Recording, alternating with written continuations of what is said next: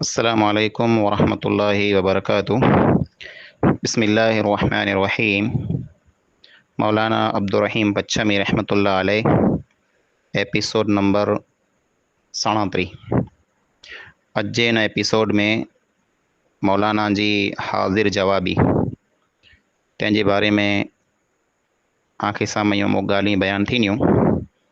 हाज़िर जवाबी जो मतिलबु ई आहे जे मौलाना के साम्हूं जहिड़ो को माण्हू को मसालो रखंदो हो, को ॻाल्हि पुछंदो हो या को एतिराज़ु कंदो हो त मौलाना उनखे फ़ौरन उन ई टाणे उन ई वक़्तु इन अंदाज़ में जवाबु ॾींदा हुआ, इन अंदाज़ में सम्झाईंदा हुआ जे साम्हूं माण्हू लाजवाब थी वेंदो हो।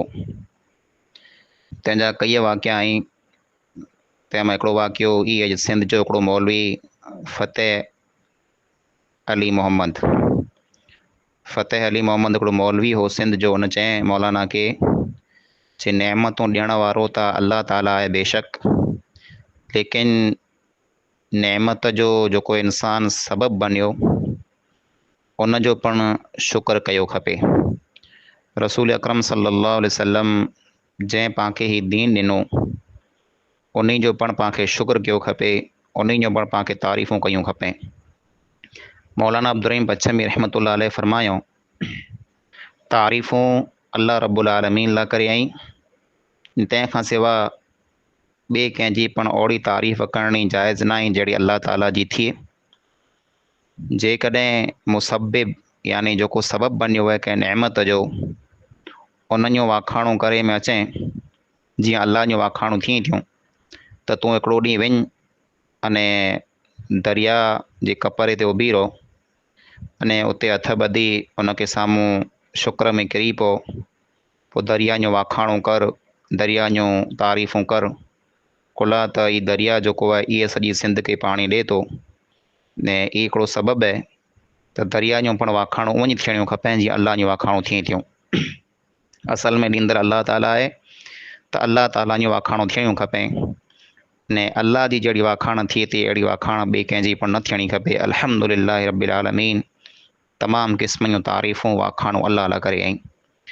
जनाब मौलवी अब्दुर्रहीम पच्छमी रहमतुल्लाह अलैह खे कंहिं पुछियो जे उर्स मल्हाइणो ई कीअं आहे? ई त रसूल अकरम सल्लल्लाहु अलैहि वसल्लम जी पैदाइश जो ॾींहुं इंसान खे ख़ुशी वेहे थी, ऐं ख़ुशी जेकॾहिं को इंसान मल्हाए थो त उन में हर्ज कहिड़ो आहे?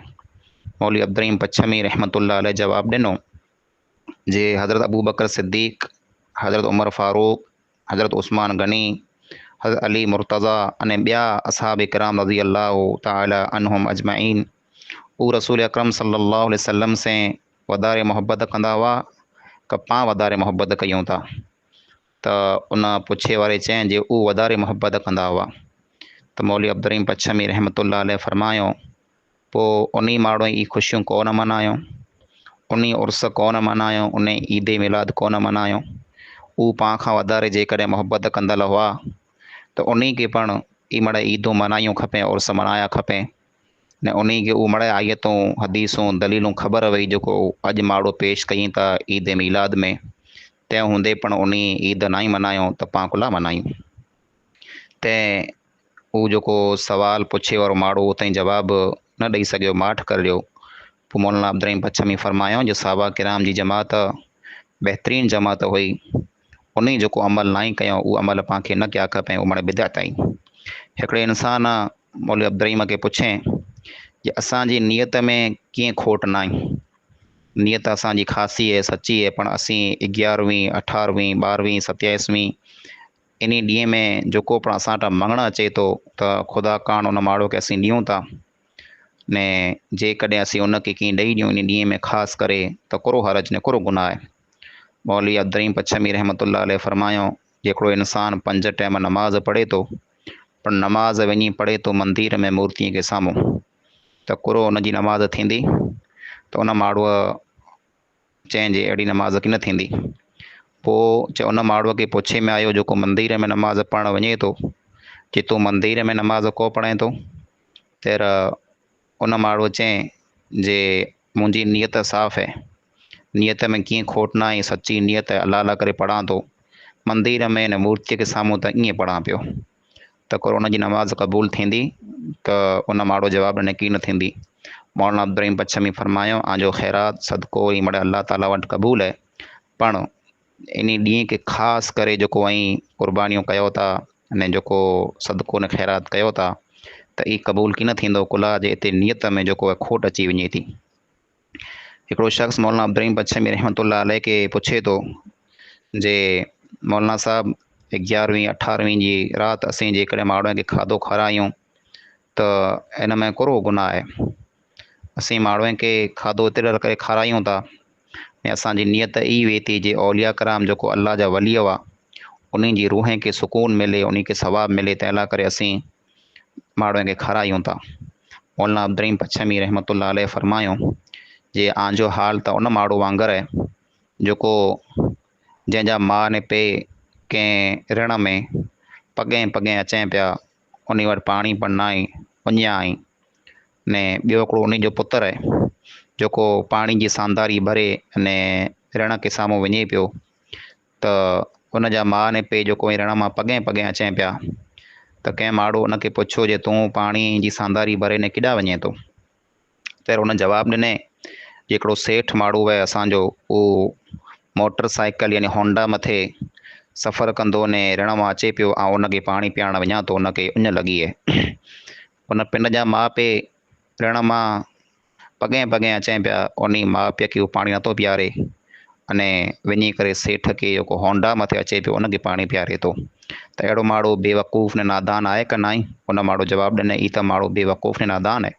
मौलाना अब्दुर्रहीम पच्छमी फरमायो, औलिया कराम जेको हुआ उहो पिंड जी कमाई करे विया, उहा अमल करे विया, दीन मथे हली विया अने अल्लाह जा दोस्त बणी विया। पंहिंजा माउ पीउ जेको हुआ उन वटि एतिरी कमाई न आई, ओतिरी नेकी न आई, उन्ही खे वधारे ज़रूरत आहे पंहिंजे सदके ने ख़ैरात जी। त पाण जेकॾहिं नेकी करणु चाहियूं था, सदको ने ख़ैरात करणु चाहियूं था, त उन जे नाले मथे कयूं जो उन खे सवाबु मिले।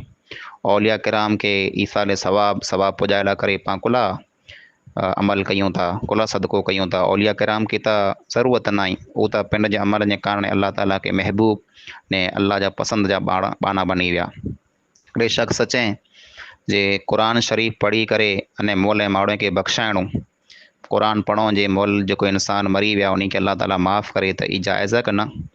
मौलवी अब्दुर्रहीम पच्छमी रहमतुल्लाह अलैह फरमायो जे जेको इंसान मरी विया उन जी माफ़ीअ लाइ करे बहितरीन मसनून तरीक़ो दुआ आहे जे दुआ घुरी करे पाण उन लाइ करे माफ़ी मंगो।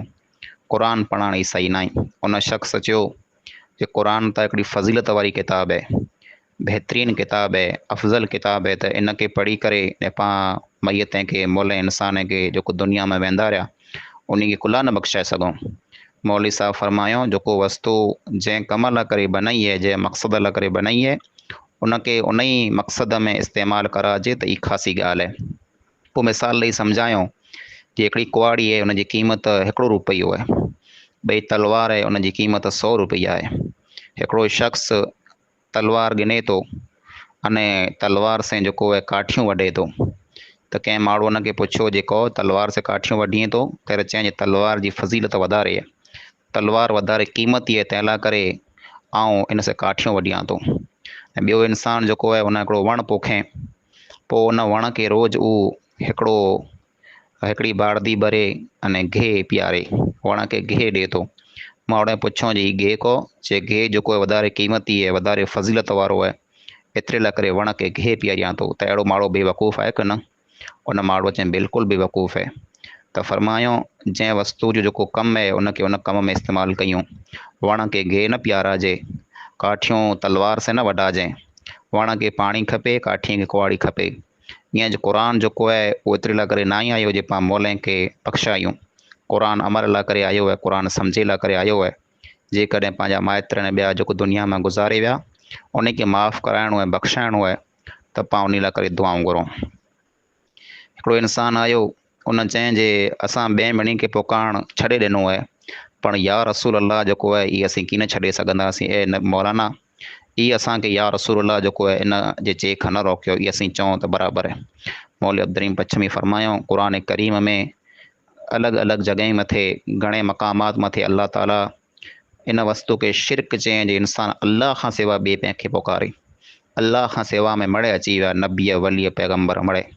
पोइ फरमायूं हिकिड़ी लोह जी सुई आहे जंहिंजी क़ीमत, या लोह जो हिकिड़ो सिरियो आहे जंहिंजी क़ीमत 1 रुपयो आहे, ऐं ॿियो सोन जी हिकिड़ी सुई आहे जंहिंजा क़ीमत जेको आहे 100 रुपया आहे। हिकिड़ो इंसानु लोह जो सिरियो लोह जी सुई जेको आहे गरम करे हिन अखि में फेरे त पाण अखि ठका ॾे निकिरी वेंदी। अने ॿियो इंसानु जेको आहे सोन जी सुई अखि में फेरे गरम करे त अखि ठका ॾे निकिरी वेंदी। ईअं ज कोई इंसानु जेकॾहिं कंहिंखे पण पुकारे, चाहे कंहिं बुत खे, कंहिं क़बर खे, कंहिं पीर खे, कंहिं पैगंबर खे, अल्लाह खां सिवा ॿिए कंहिंखे पण पुकारे थो त उहो शिरक वारो कमु करे थो।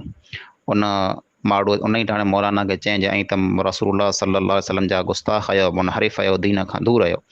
मौलाना अब्दुल रहीम पच्छमी फरमायो, दीन खां दूर असीं न आहियूं, रसूलुल्लाह सल्लल्लाहु अलैहि वसल्लम जा गुस्ताख़ असीं न आहियूं, असीं मुनहरिफ़ न आहियूं।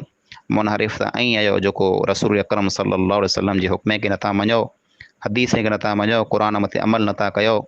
अने क़ुरान जो रस्तो सिधो रस्तो आहे, उन में जेको आहे ऐं ऊंधी ॻाल्हि करे अने पिण जा मक़सद कढो था। हिकिड़े माण्हू चई जे थर में हिकिड़ो माण्हू हो, अने थर में जेको आहे कुआं ने वाई जेको आहे बिल्कुलु ऊनियूं वेंदियूं, 100 फुट 500 फुट सूधी ऊनियूं ऊनियूं वाई ने कुआं वेंदा। हिकिड़ो माण्हू उन कुएं में किरी पियो। ॿाहिरि हिकिड़ो माण्हू हो, हुनखे आवाज़ु ॾिनई मूंखे बचाए। उन वटि अञा आवाज़ु मथे पुॻी न ने तंहिं विच में उन इंसान आवाज़ु कयईं, या गौस बहाउद्दीन मूंखे बचाए। गौस बहाउद्दीन जेको आहे मुल्तान जो पीर आहे, त उन गौस बहाउद्दीन उनखे उतां ई जेको आहे बचाए लाथईं। अने उनजी जेको गिरोड़ी जेको जुड़ई वई, उहा गिरोड़ी जेको आहे वाइजी उतां गुम थी वई, न मिलई। तर उहो माण्हू 12 महीने पुठियां जेको आहे मुल्तान वियो, त उते जर गौस बहाउद्दीन जे रोज़े मथे मज़ार मथे वियो त पुठियां आवाज़ु आवई जे ए फ़क़ीर, ए इंसान, तुंहिंजी गिरोड़ी वाइजी खणियो वई। त नियारे त उहा ज गिरोड़ी हुई जेको उन ॾींहुं उते टुटई वई, अने इंसान वाए में किरी पियो ने बचाए लाथईं उनखे पीर। मौलवी अब्दुल रहीम पच्छमी फरमायो, ई माण्हू केरु हो, किन जॻह जो हो, किथे रहंदो हो, वाक़ियो क्यानो आयो, कंहिं सो कंहिं बयानु कयो, मड़े मूंखे चओ। त उन इंसान चईं इहा त मूंखे ख़बर न आहे जो वाक़ियो केॾा जो आहे, केरु माण्हू हो, केॾा जो ख़बर न आहे, पर मशहूरु ॻाल्हि आहे। मौलाना अब्दुल रहीम पच्छमी फरमायो, ई मड़े कूड़ा किसा ऐं खोटियूं कहानियूं ऐं ई मड़े कूड़ियूं ॻाल्हियूं ऐं इन मथे अमल न कयो। सची ॻाल्हि ते हलो, क़ुरान जी ॻाल्हि सची आहे। पीरैनियूं अने मज़ारैनियूं क़बरैनियूं खोटियूं वाखाणूं न कयो, अल्लाह जी वाखाण कयो जेको ज़मीन ऐं आसमान जो रब आहे। उन खां सवाइ ॿिए कंहिं सां तालुक़ु न जोड़ियो। करामत जेको आहे इहा को वली जी सिफ़त न आहे। ज़रूरी न आहे उहो इंसानु जेको करामत ॾेखारे उहो अल्लाह जो वली हुए। आख़िर ज़माने में दज्जाल अचींदो न, त उन वटि पण कई ताक़तूं हूंदियूं, माण्हुनि खे मारींदो, जीअरा कंदो। उन वटि जन्नत न दोज़ख मड़े हूंदा, नंदियूं हूंदियूं, खीरन जूं, माखियुनि जूं, पाणीअ जूं, हर क़िस्म जूं वस्तू उन वटि हूंदियूं। त उहो करामती की न हूंदो जेको वली हुए, उहो मलऊन हूंदो, दज्जाल हूंदो, काफ़िर हूंदो। त कंहिं इंसान जी अहिड़ी को करामत ॾिसी, कंहिं इंसान जो अहिड़ो को कमु ॾिसी हर कंहिं इंसान खे वली न सम्झंदा हो। खोटा किस्सा, खोटियूं कहानियूं न ॻड़ींदा हो, क़ुरान अने हदीस जी सची ॻाल्हि मथे अमल कंदा हो।